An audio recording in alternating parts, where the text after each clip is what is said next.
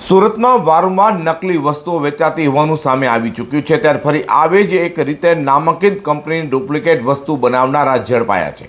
વાત એમ છે કે સુરતના એલસીબી ઝોન 2 અને ઉધના પોલીસે બાતમીના આધારે પૂમા કંપનીના સ્કૂલ બેગ તથા ડીઝલ કંપનીના ડુપ્લિકેટ ટ્રાવેલિંગ બેગ બનાવનાર આરોપીઓને ઝડપી પાડી લાખોની મત્તા કબજે કરી છે।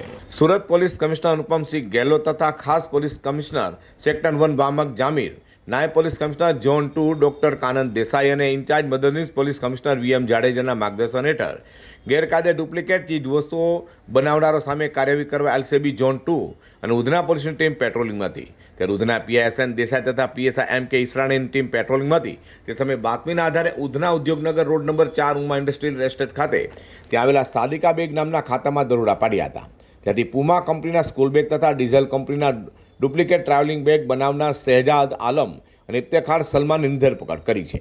તેઓના ખાતામાંથી પૂમા તથા ડીઝલ કંપનીના ડુપ્લિકેટ બેગ અને ટ્રાવેલ બેગ મળી 4,77,000થી વધુ મુદ્દામાલ કબજે કરી બંને વિરુદ્ધ કાયદેસરની કાર્યવાહી ધરી છે।